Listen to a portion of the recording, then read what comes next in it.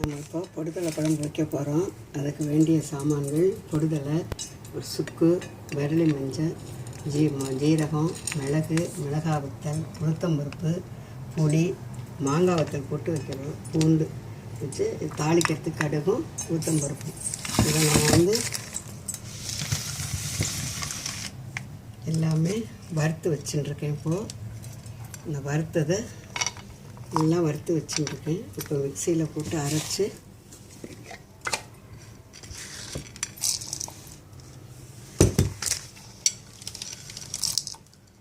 மல்லி, மஞ்சத்தூண்டு, சுக்கு, புளி, பொடுதலை, உளுத்தம்பருப்பு வறுத்தது, மிளகாய் வத்தல்,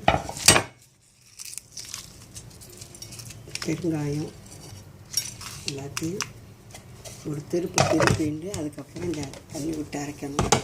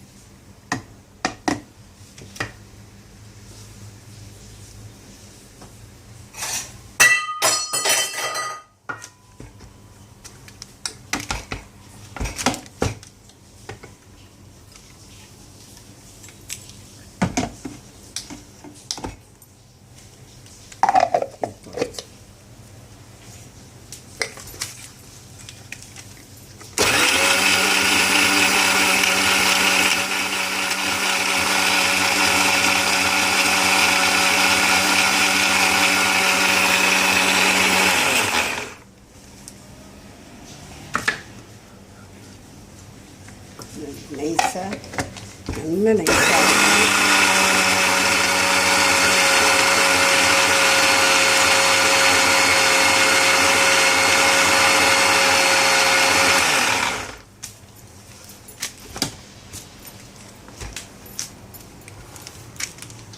இந்த கடாயை பற்ற வச்சு அடுப்பை பற்ற வச்சு கடாயை போட்டுட்டு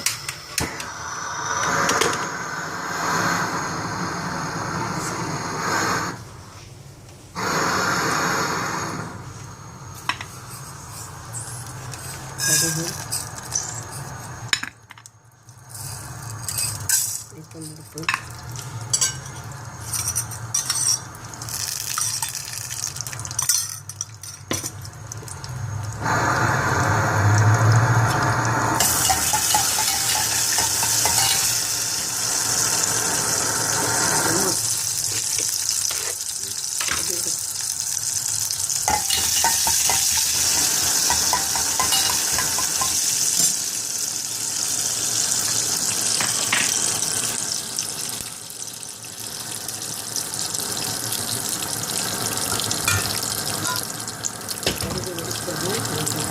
தண்ணியை விட்டு நல்லா கரைச்சி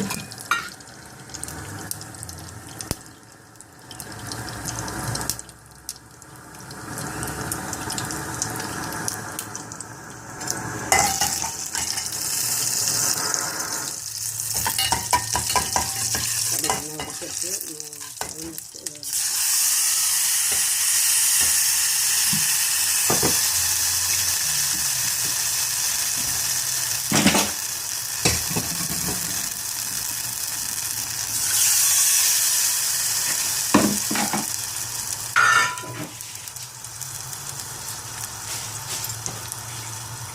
போட்டு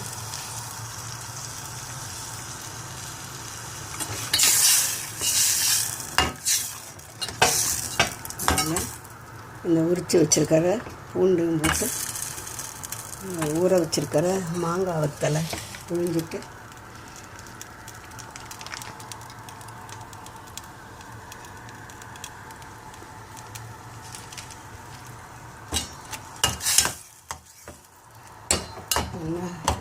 எண்ணெய் மிதக்க வரையும் கொதிக்க விடணும். நல்லா கொதித்து பச்சலை, அதனால் இதை குடிக்கணும். இதை பிரசவம் ஆன வரைக்கும் இந்த குழம்பு போடலாம். ஒரு வாரம் வச்சுருந்து வயிற்றால் எப்போவும் சாப்பிட்டோன்னே ஜெரிமானம் லூஸ் மோஷன் போகிறது வழக்கு. இந்த குழம்பு சாப்பிட்டா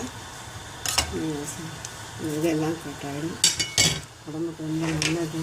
வாய்வு, நெஞ்செரிச்சல் வாழ்கிறதுக்கெல்லாம் நம்ம குழம்பு விட்டு சாப்பிட்டா இது வந்து வயல் ஓரம் தண்ணி நிறைய இருக்கிற இடத்துல இப்படி தான் இப்படி இருக்கும் இந்த இலை. தேங்காய் துருவல் மாதிரி இருக்கும் இந்த இலை. இது கொஞ்சம் உருமாக தான் கிடைக்கும், அதை பார்த்து.